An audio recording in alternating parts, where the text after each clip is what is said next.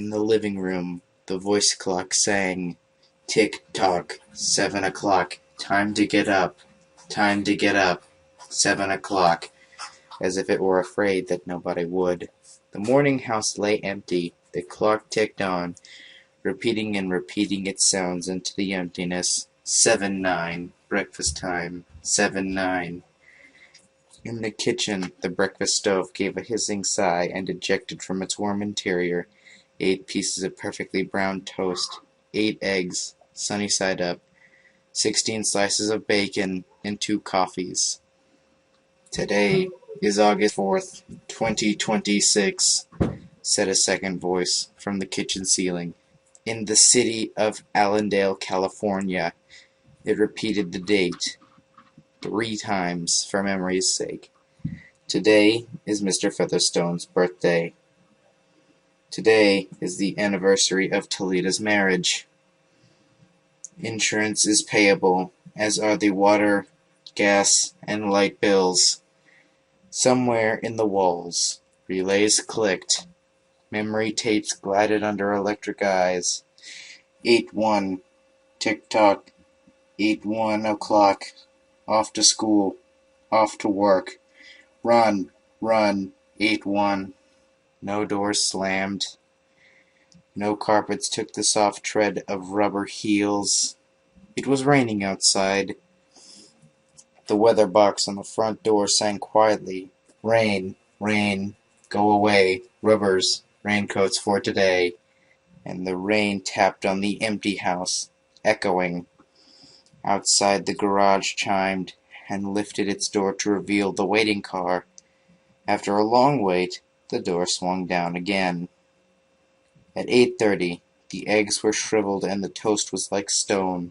An aluminum wedge scraped them into the sink, where hot water whirled them down a metal throat which digested and flushed them away to the distant sea. The dirty dishes were dropped into a hot washer and emerged twinkling dry. 9:15, sang the clock. Time to clean.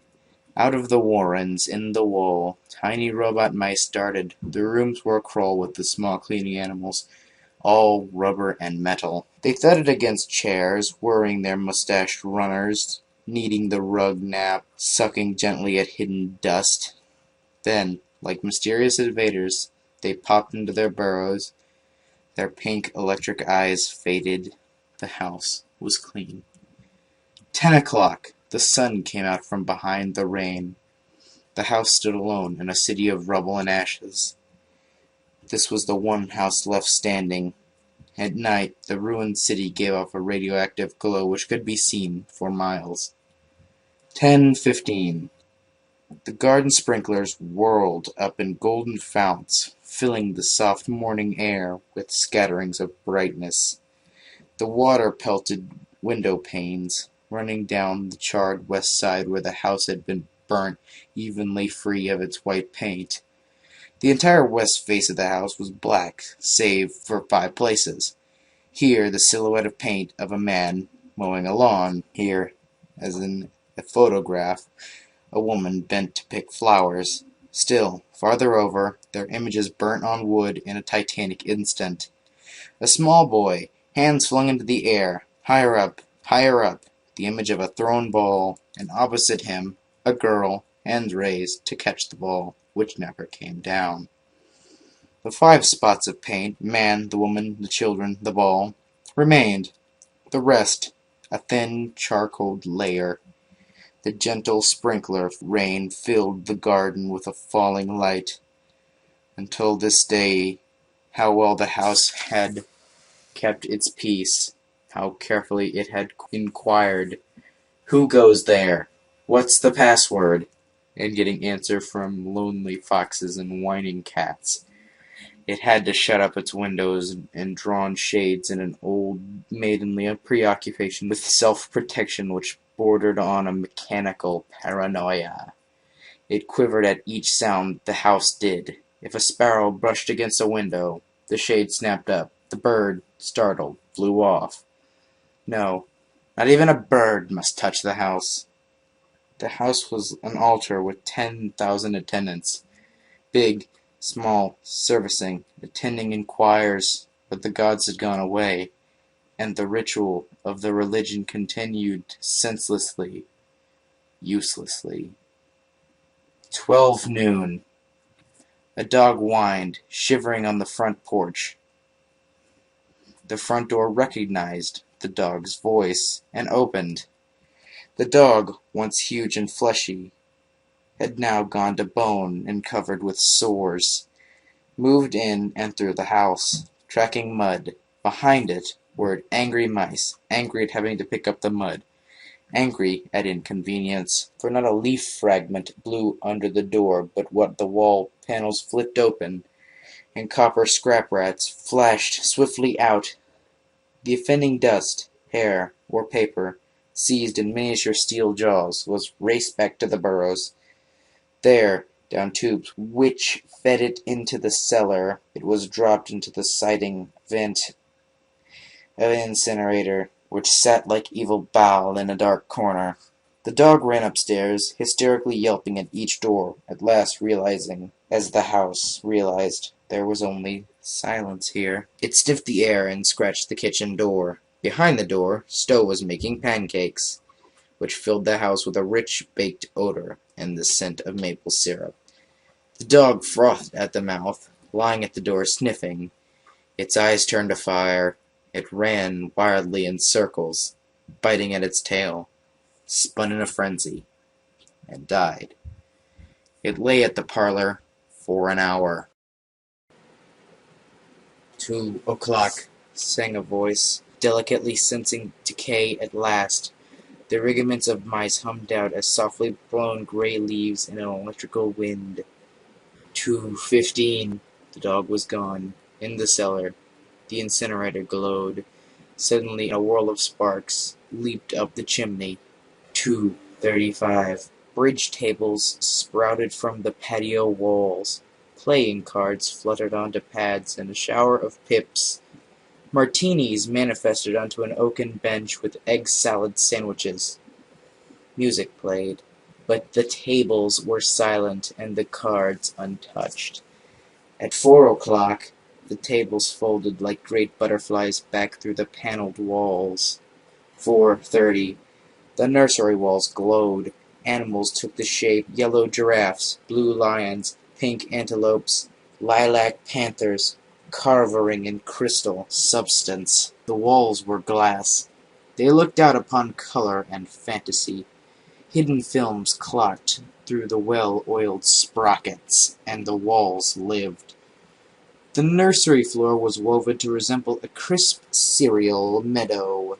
Over this ran aluminum roaches and iron crickets, and in the hot, still air butterflies of delicate red tissue wavered among the sharp aromas of animal spores. There was a sound like great matted yellow hive of bees within a dark bellows, the lazy bumble of a purring lion, and there was the patter of okapi feet, and the murmur of fresh jungle rain, like other hoofs falling on the summer-starched grass. Now the walls dissolved into distance of parched weed, mile on mile, warm endless sky. The animals drew away into thorn breaks and the water holes. It was the children's hour. 5 o'clock. The bath filled with hot, clean water. 6, 7, 8 o'clock.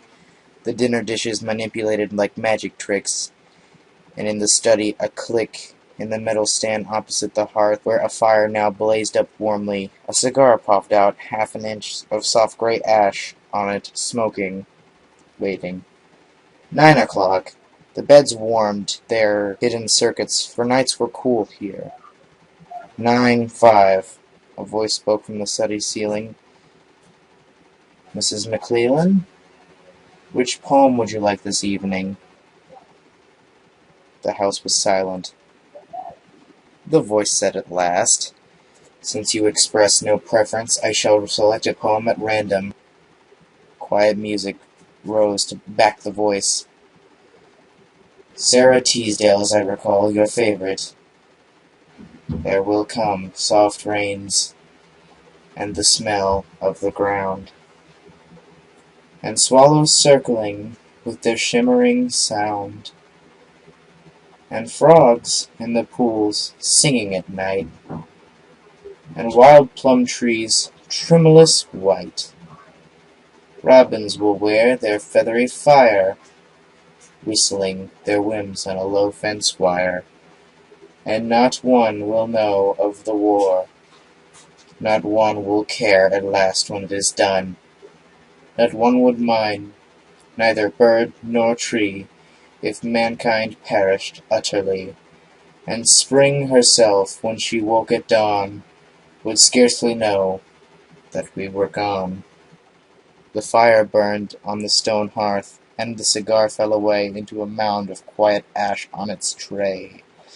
The empty chairs faced each other between the silent walls, and the music played. At 10 o'clock, the house began to die. The wind blew. A falling tree bough crashed through the kitchen window. Cleaning solvent, bottle, shattered all over the stove. The room was ablaze in an instant. "Fire!" screamed a voice. The house lights flashed. Water pumps shot from the ceilings, but the solvent spread on the linoleum, licking, eating under the kitchen door, while the voices took up in chorus, "Fire! Fire! Fire!" The house tried to save itself, but doors sprang tightly shut. But the windows were broken by the heat, and the wind blew and sucked upon the fire.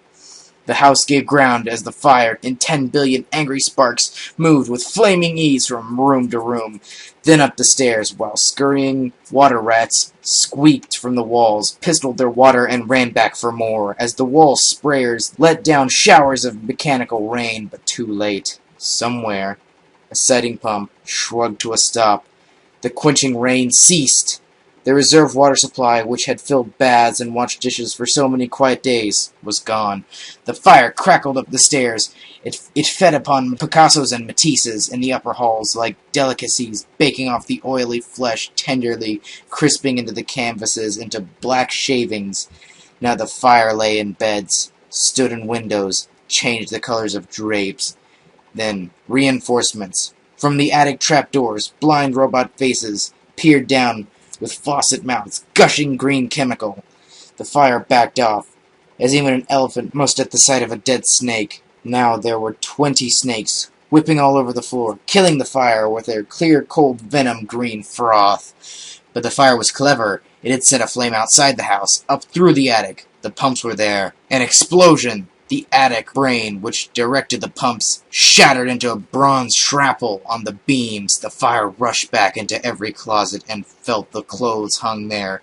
The house shuddered, oak bone on bone, its bared skeleton cringing from the heat, its wire, its nerves revealed as if a surgeon had torn the skin off to let the red veins and capillaries quiver in the scalded air. "Help! Help! Fire! Run! Run!" Heat snapped mirrors, like the first brittle winter ice, and voices wailed, "Fire! Fire! Run! Run!" Like a tragic nursery rhyme, a dozen voices, high, low, like children dying in a forest alone, alone, and the voices fading as the wires popped their sheathings like hot chestnuts. 1, 2, 3, 4, 5 voices died in the nursery jungle.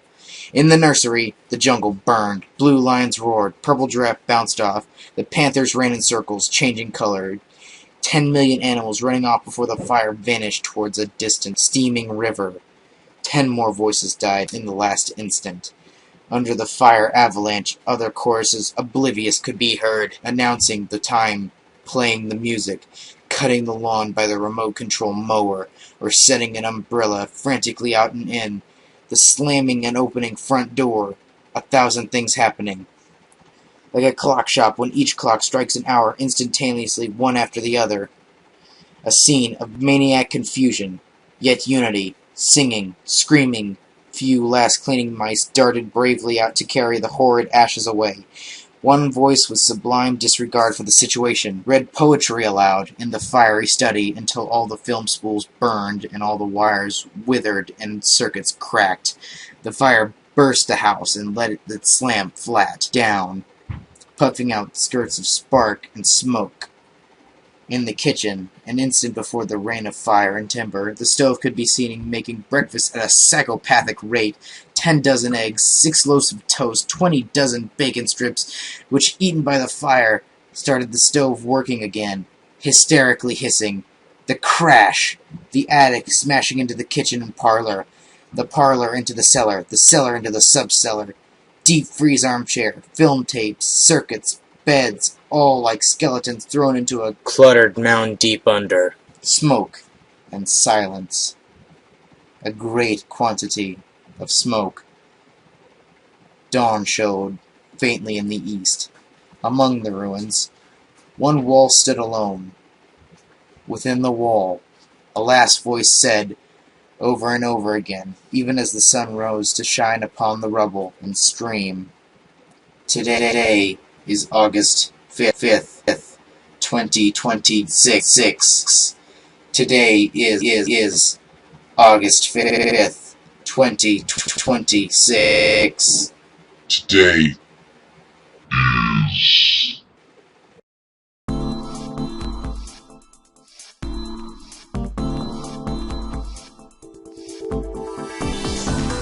Hey, Ultra Creepy 100 here. I hope y'all enjoyed this reading of There Will Come Soft Rains, a story out of a language arts book. No joke. This might have seemed like a creepypasta reading, but it was not. Seriously. But anyway, regardless of where the story came from, I hope y'all enjoyed it, and there are other videos of mine that you could check out. Monkey Ball, Kirby, Sonic, Mega Man, you name it, I have it, probably. But anyway, click I to subscribe to my channel, and click Gone to go to a different channel that belongs to a buddy of mine, who I have done some collaborations with. So anyway, I shall see y'all sort of soon, I guess, but not really, because I like to take long breaks from making videos. I don't know. This took a lot of time. This really took a lot of time and effort. So I really hope y'all enjoyed this. Anyway, bye. This wasn't scripted!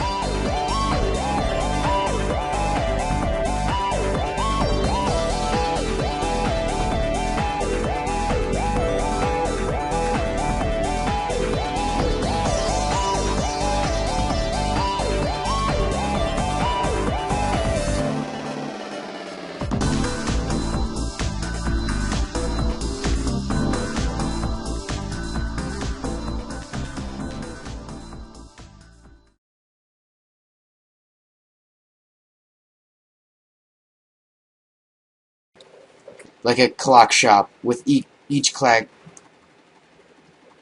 Wow. With each clag. Really?